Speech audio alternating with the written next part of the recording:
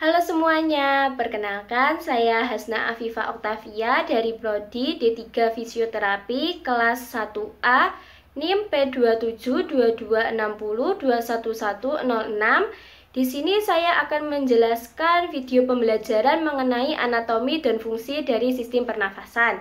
Selamat menonton. Nah, apa sih pernafasan itu?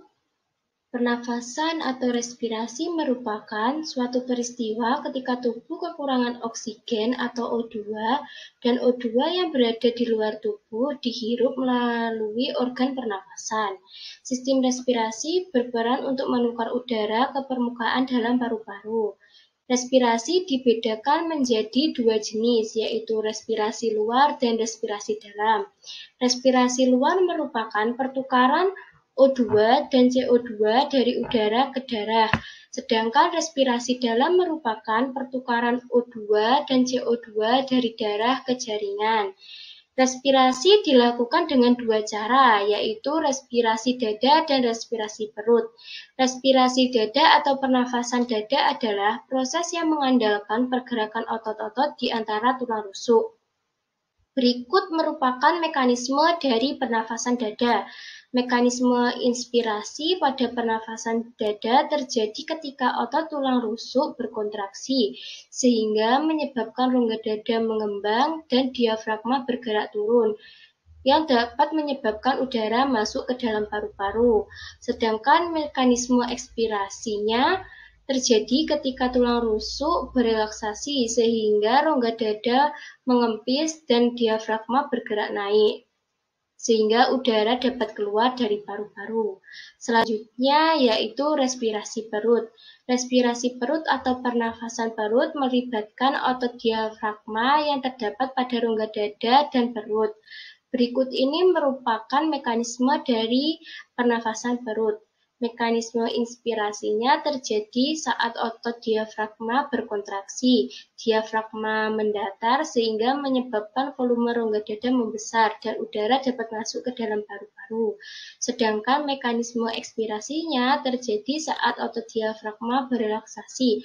Otot perut berkontraksi, diafragma melengkung ke arah rongga dada yang menyebabkan volume rongga dada mengecil sehingga udara keluar dari paru-paru. Nah, pada respirasi, organ-organ respirasi yang membantu diantaranya yang pertama kafum nasal, yang kedua faring, yang ketiga laring, yang keempat trakea, yang kelima bronkus yang nantinya akan bercabang menjadi bronkeolus, yang keenam adalah pulmo yang di dalamnya terdapat alveolus. Pulmo nanti dibungkus oleh pleura. Di sini saya akan menjelaskan bagian-bagian dari organ tersebut serta fungsi dari organ tersebut. Yang pertama yaitu organ nasal yang merupakan organ tubuh yang berfungsi sebagai alat pernafasan dan indera penciuman. Nasal terdiri dari yang pertama lubang hidung, kedua hulu hidung, ketiga septum hidung, keempat rongga hidung, yang kelima saraf olfaktori, yang keenam sinus hidung, yang ketujuh silia, dan yang terakhir adalah selaput lendir. Fungsi dari nasal sendiri tentu saja yang pertama sebagai organ pernafasan, yang kedua sebagai indera penciuman, yang ketiga memberi rasa pada makanan, yang keempat berperan dalam pengaturan suara, dan yang terakhir adalah pembersih saluran pernafasan. Organ yang selanjutnya yaitu faring. Faring merupakan penghubung antara rongga mulut dan kerongkongan atau eksofagus. Faring memiliki panjang 12-14 cm dan memanjang dari basis kranii hingga vertebra cervicalis ke-6. Daerah faring dibagi menjadi 3 bagian, yaitu nasofaring, orofaring, dan laryngofaring. Fungsi dari faring ada 5. Yang pertama, menghangatkan dan melembabkan udara yang masuk ke faring. Yang kedua, fungsi suara. Bekerja sebagai bilik resonansi untuk suara yang naik dari laring. Yang ketiga, fungsi pengecap. Terdapat ujung saraf olfaktori dari indera pengecap di epitelium oral dan bagian faringeal. Yang keempat, fungsi pendengaran. Saluran auditori memanjang dari nasofaring pada setiap telinga tengah. Yang terakhir adalah fungsi perlindungan. Jaringan limfatik faring dan tonsil laring menghasilkan antibodi dalam berespon terhadap antigen. Organ yang ketiga yaitu laring, merupakan saluran pernafasan yang membawa udara menuju trakea. Terletak di antara faring dan trakea. Dinding laring terbentuk dari tulang lawan trikoid dan krikoid. Organ yang terdapat pada laring yang pertama yaitu epiglotis, yang kedua pita suara. Fungsi dari laring yang pertama melindungi saluran pernafasan di bawahnya dengan cara menutup secara cepat pada stimulasi mekanik. Yang kedua untuk membentuk suara. Ini merupakan fungsi dari pita suara. Yang ketiga menutup trakea saat menelan. Nah, ini merupakan fungsi dari epiglotis. Saat kita makan, maka epiglotis akan menutup saluran pernafasan sehingga makanan yang kita telan tidak masuk ke saluran pernafasan sehingga tidak membuat kita tersedak. Selanjutnya yaitu organ trakea. Trakea merupakan tabung udara besar yang mengarah dari laring menuju ke bronkus, tersusun dari 16-20 cincin tulang rawan yang celah di antaranya dilapisi jaringan ikat fibroelastik. Fungsi dari trakea yaitu mengirim udara ke paru-paru, menyaring benda asing yang masuk, membantu fungsi dari sistem pencernaan. Selanjutnya adalah organ bronkus. Bronkus merupakan lanjutan dari trakea.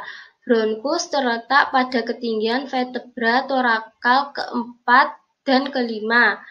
Bronkus mempunyai struktur sama dengan trakea dan dilapisi oleh sel yang sama dengan trakea. Bronkus principalis dibagi menjadi dua, yaitu bronkus principalis dextra dan bronkus principalis sinistra. Fungsi dari bronkus yang pertama memastikan udara dari mulut atau hidung tiba di alveolus dengan bersih. Yang kedua membantu mengeluarkan debu dan partikel asing yang beresiko membahayakan paru-paru. Yang ketiga menghasilkan dahak untuk mencegah peradangan bronkus. Yang selanjutnya yaitu bronkeolus, yaitu percabangan dari bronkus. Bronkeolus merupakan cabang ke-12-15 dari bronkus. Bronkeolus berfungsi untuk menyalurkan udara dari bronkus ke alveolus. Selanjutnya yaitu pulmo atau paru-paru, yang merupakan organ pernafasan utama manusia yang berada di rongga dada. Pulmo kanan lebih besar daripada pulmo kiri. Masing-masing sisi dari pulmo terdiri dari bagian-bagian atau yang disebut dengan lobus. Pulmo kanan mempunyai 3 lobus, yaitu lobus upper, lobus medial, dan lobus lower. Sedangkan pulmo kiri hanya memiliki 2 lobus, yaitu lobus upper dan lobus lower. Selanjutnya yaitu alveolus. Alveolus merupakan salah satu organ pernafasan yang berupa kantung udara kecil yang berada di dalam paru-paru. Alveolus berbentuk bulat poligonal, dindingnya sangat tipis. Fungsi dari alveolus yaitu berperan sebagai tempat pertukaran oksigen dan karbon dioksida. Pertukaran ini terjadi pada dinding alveolus dan kapiler. Yang selanjutnya yaitu pleura. Pleura merupakan suatu lapisan tipis yang melapisi paru-paru dan dinding dada. Pleura merupakan jaringan tipis yang mengandung serat elastin, fibroblast, dan kolagen. Pada pleura terdapat sedikit cairan dalam rongganya yang berfungsi sebagai pelumas antara kedua pleura saat pergerakan paru-paru ketika bernafas, sehingga tidak terjadi gesekan. Pleura terdiri dari 2 lapisan, yaitu pleura visceral dan pleura parietal. Pleura visceral menempel pada paru-paru, sedangkan pleura parietal yang melekat pada dinding toraks.